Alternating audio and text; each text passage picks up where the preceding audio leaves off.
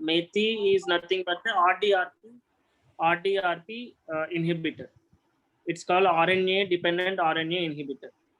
So can you go down a little bit?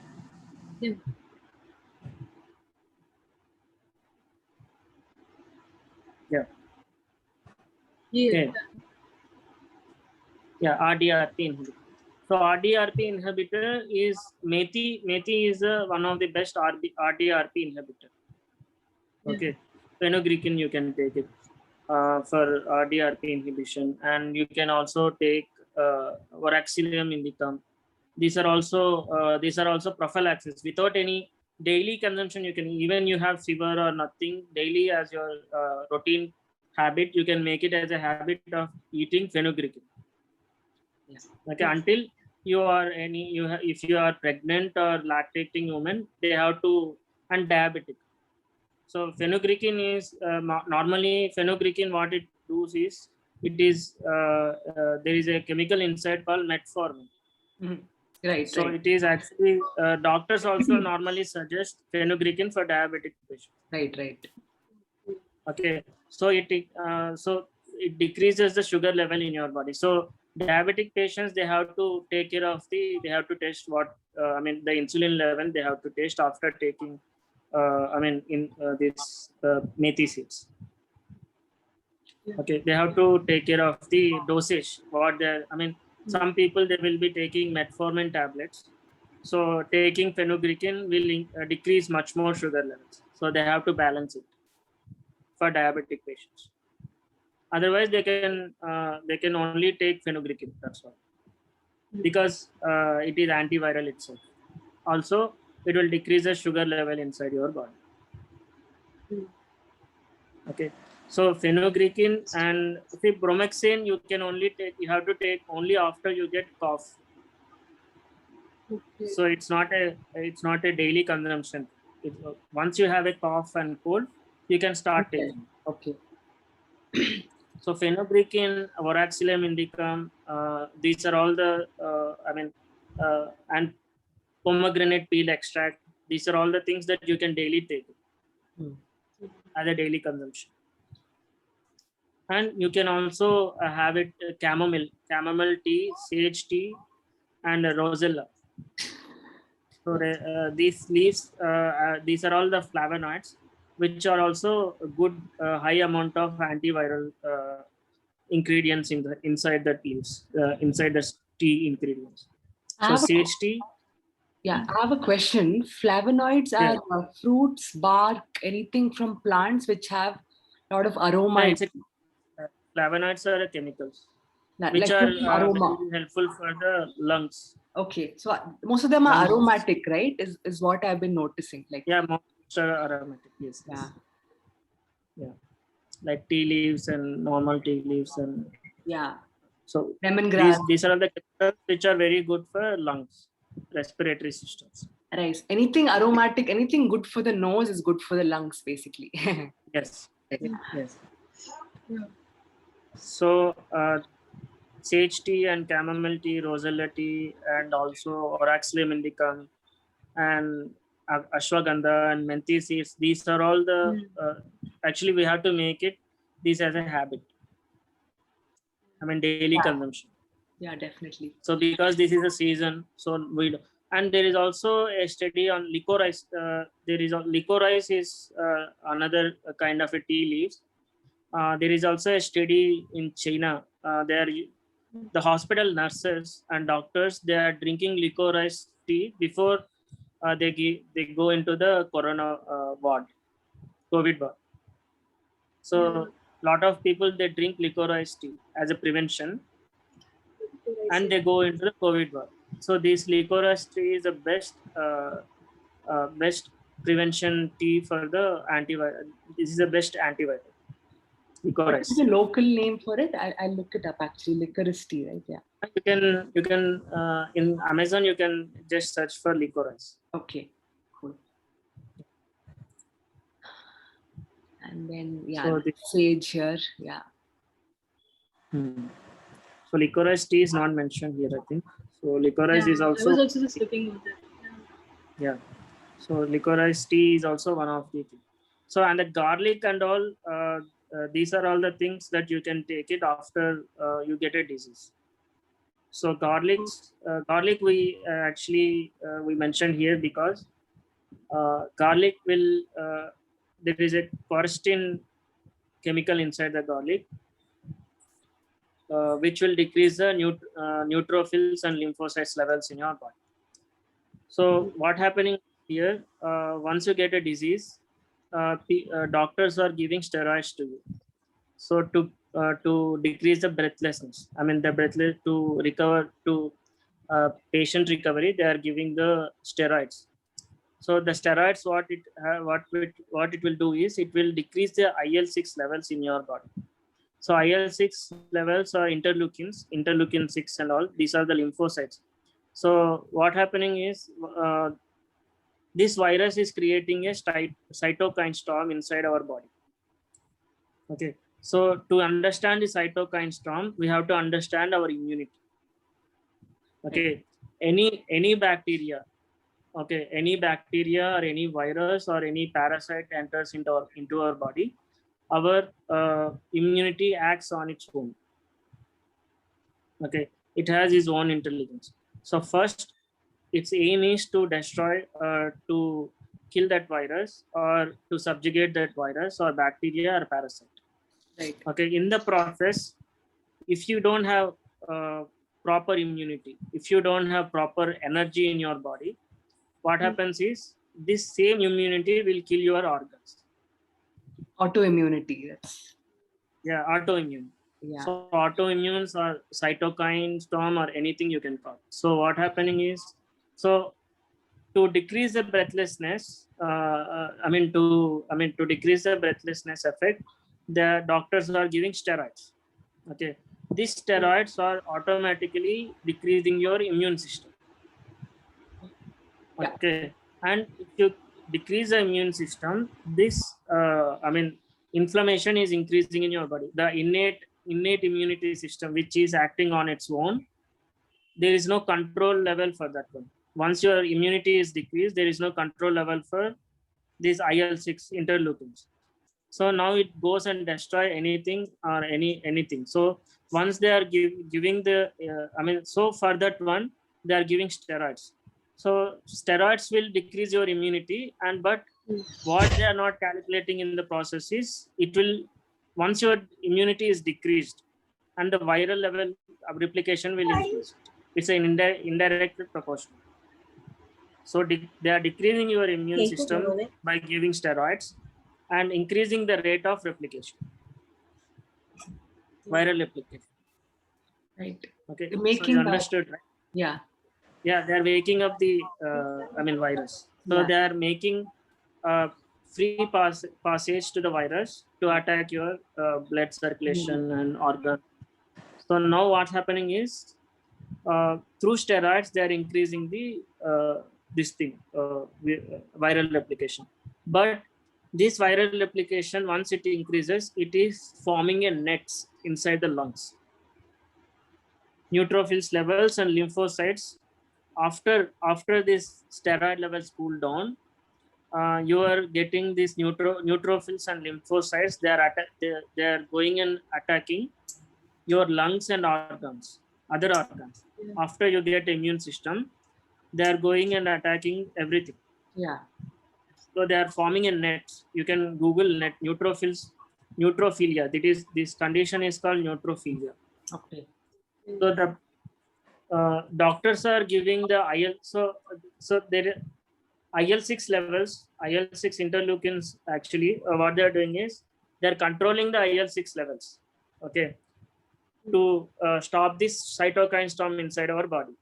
But what they are not calculating is these IL-6 levels also balance the neutrophils and lymphocytes levels.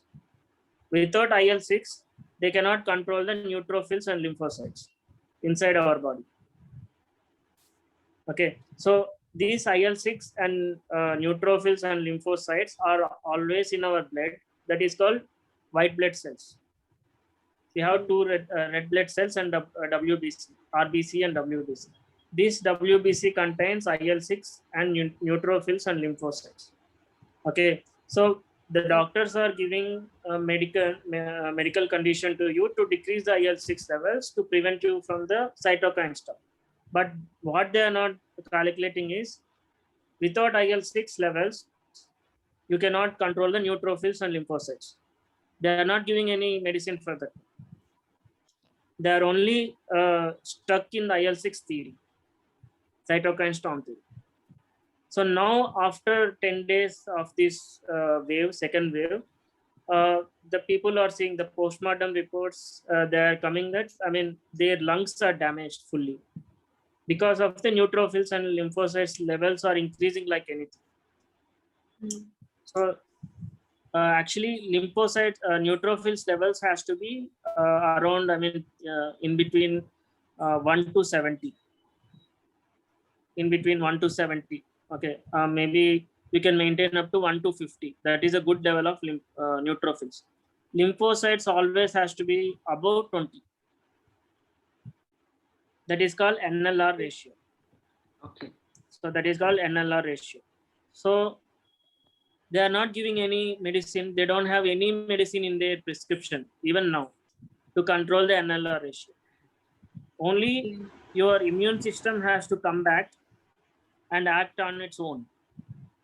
The IL-6 which was killed in the beginning of the treatment because of the steroids, it has to come back. It has to regenerate, and it has to control the NLR ratio. They are not giving any supplements. They are not giving anything to you. Your own body has to gain the energy, and they have to control the NLR ratio. That's all. But what we are recommending it here is, once you observe in your report, I mean, once NLR ratio is increasing, you can start eating garlic. Yes, the interferon. So garlic has a chemical called allicin. So this garlic, we are recommending it through mouth. You have to chew it 6 slices for 2 hours in the mouth, because okay, once you chew it, it will. So once you bite the garlic, it will release a chemical called allicin. Okay, this allicin will mimic the IL-6. Okay, it will create an allergic reaction in your body, which will mimic the IL-6 factor. Right. So once that IL-6 factor increases, now NLR ratio decreases. I mean, it will come to the bottom level, I mean, normal level. So you have to do it up to three days or something, according to your NLR ratio. So garlic is, but they will not give you garlic. These doctors, they will not give you garlic. So that's a problem here. So we have tested, I mean, this Malik Parchuri and all these people, they are testing it on patients also, and we are getting results for this one. Within 3 days, their NLR ratio is getting to normal because of garlic therapy. That's awesome. So yeah. There are a few topics you spoke about in our last talk, like mucosal immunity, serum immunity. So if you could just go through that again. So mucosal immunity, so our body is, whatever the immunity that is coming to our body is through mouth and nose and ears and okay. So these are all the things that will actually feed the immunity to our body. Right. Yeah. So the mucosal immunity itself will convert into the serum immunity. Okay. Right.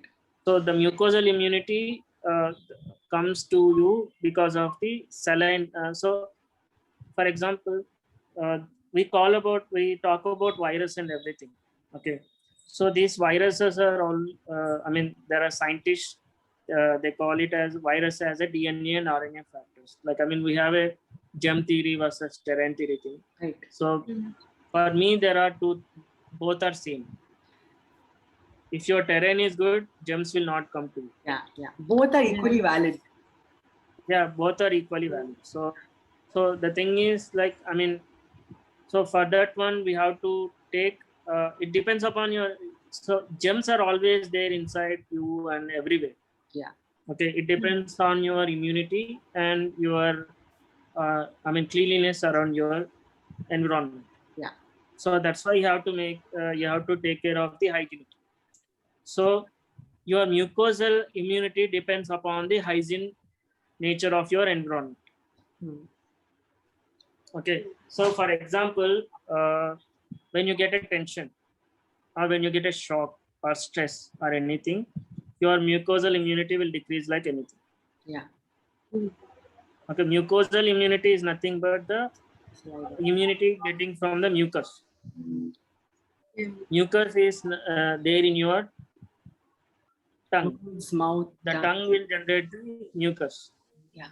Okay. So this mucus is very important to increase our body immunity. Okay. So these are the things that mucosal immunity influence on. The mucosal immunity is depend upon your environment and the food you eat, basically. So that's why in our olden days, they will tell you that you have to chew the food for 24 times minimum.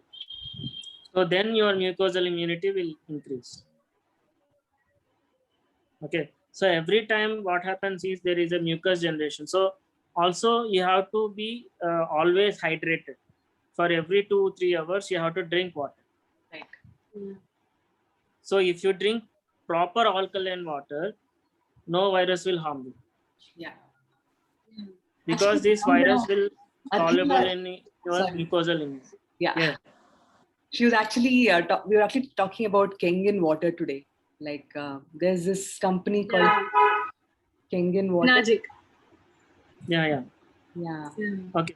Yeah. So this, I mean, there are a lot of water, I mean, and also it depends upon your body condition. So these water levels also depend upon your water. So we have Vata, Kapha, Pitta in Ayurvedic, right? I mean, heat and dry and dampness. So I will send you some of the, I mean, TCM, traditional Chinese medicine professors. They made some of the videos in YouTube. They just tell your disease according to your tongue dampness. Wow. Your tongue color will decide what is. They are treating the coronavirus. They are not taking any RT-PCR test. They left RT-PCR 1 year back on. They are just treating the disease according to your tongue dampness and color. Okay. Yeah, so they the are. tongue, yeah. So even now, a lot of doctors. I mean, 2-3 years back, if you go to any doctor, they first see your tongue. Yeah. Okay. Now they are not seeing it. Yeah. That's a different story. But, the doctors, they used to see the tongue. So tongue is nothing but the according to our Ayurvedic and Chinese traditional medicine, tongue is nothing but the all the secretory glands of your body. Yeah. The It's all entire making sense. Yeah, entire Yeah, taste. The tongue is taste. Yeah. Yeah, there are many deities also who have pulled their tongue and always they're like that. Yeah. Like that. Yeah. So the tongue is the main thing where it actually it mimics the entire. I mean, the kidney, the liver, whatever the secretory glands are there, it is influenced directly by the tongue. Okay. There is yeah. I just want to say that there is one doctor called Sebi doctor, who was an African doctor. He had his whole theory that mucus is the cause of all disease and everything. Actually, even Dr. Robert Young, he also has written a lot of books on alkaline diet and like alkalining your body basically cures any disease, like cancer, for example. You can reverse just by. Also, BM Hegde, Karnataka BM Hegde, he also has a lot of lectures on this. Alkaline. So BM Hegde, I met him when I'm studying in Manipal University. He was that time came there. Actually, he used to be dean of the Manipal University. Right. that Manipal hospital. Right. So even if you listen B.M. Hegde lectures, he also quoted a lot of books and all in his lectures. Right. So it talks about how the virus and everything, bacteria, what is the difference and everything. Yeah. So these are the prevention method for us now is to take teas, sage tea and chamomile and rosetta tea and all, and also pomegranate peel extract with the peel itself. The peel, the pomegranate peel has bromelain. Okay. So can Chemical you of boil it bromelain. in water? Can you boil the peels in water and make a tea out of it? Is that? Yeah, sure. Yeah. I mean, which one? Pomegranate. Yeah, pomegranate peel. Pomegranate juice itself you can make. Okay. Okay. With the peel itself, you have to make a juice. Okay. Don't peel don't remove the peel and everything. Just clean the pomegranate and make a juice out of it. Okay. For prevention. Yeah. So the garlic and kalonji are the two things that we are recommending after you get the disease, because if you keep taking these two, I mean, garlic you can use it in food and everywhere, but kalonji you can only take after you get a disease, because when you take it daily, your body will be susceptible to that one. So it will not affect once the viral is increased. Okay. So kalonji is better to take after you get, or if you have a symptoms, along with the bromoxane and everything. The entire protocol you can follow. I have a question. So my mom takes Yes. 1 pinch of kalonji soaked in lime juice every day, just one small pinch. She's like, don't take more. And she's very particular about that. Is that like a good thing or a bad thing now? It's a good thing, because I told you, like once you get a viral disease or anything, Yeah. you will that time you can take it more, so that the viral load will increase. By starting from now only you are taking, means it will be susceptible. I mean, it will not affect anything on your body to decrease the viral load. Okay. One more thing I wanted to talk about is how people are overtaking supplements and how it's the adverse reactions, especially vitamin C. Could you elaborate on that? Yeah, vitamin C is recently we tested that one. They are giving 500 mg as a label in the tablets. On the tablet, they are letting it as a 500 mg. But when you weigh it on any weighing machine, it will show around 1200 mg. Okay. So extra mg, whatever it is a chemicals. Right. So you are taking more chemicals than the vitamin C itself. Right. So all the vitamin tablets. Yeah. Because those vitamins all will not hold unless and until they add a adjuvants. Right. So the chemical binding thing that these vitamins. So it's better if you have a low level, if you have a deficiency, then only you start taking the vitamin tablets. Right. Most humans. So until you get the normal. So those who already have a vitamins or minimal level of vitamins, it's better to take from the food supplements. So a glass of lemon juice is still a better source of vitamin C than these supplements. Yeah. Yes. Tamarind. Yeah. We make sambar and rasam and everything tamarind, right? Right. So awesome. Everything we make it from tamarind, whatever it is. I mean, from tamarind and lemon. So these are the best things. Yeah. We've been doing it right all this while. Yeah. Basically, yeah. Awesome. So now what happened is even the turmeric, the dosage that we have to increase. Our body becomes susceptible to the turmeric. Okay. So the turmeric, instead of putting turmeric in, I mean, more quantity of turmeric in the food, it's better to add it in milk or something and drink it. Right. So that is the best thing. So once you get, I mean, in the food, it will heat and everything, that chemicals will operate. Break down, yeah. So the turmeric, if you put in milk, it will bind to the milk binding factors. Right. So, and also, I recommend to change the kitchenware to steel, or I mean, iron. ironware is the aluminum. best thing. No aluminum and no Yeah, no. non-stick. Yeah. Yeah. Even this No, no, alloy aluminum you get is pretty bad, right? I've been trying to tell my mom. Yeah. Yeah, Yeah, aluminium is bad. And you non-stick. can get, Yeah. there are also stones that will come. Right. So stoneware also is good. Mudware. Yeah, mudware. Yeah. And stoneware is very good for anything. Okay. Yeah. Because I think every time we eat, we'll end up eating some of the plastics in that or the heavy metals in Yeah. that.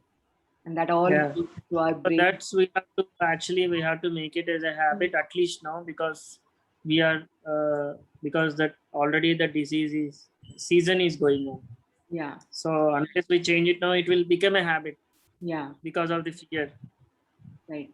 We already have a fear that disease will attack or something once we go. Yeah. We have that inbuilt fear we have. So it's better we build a good practices from now on. Awesome.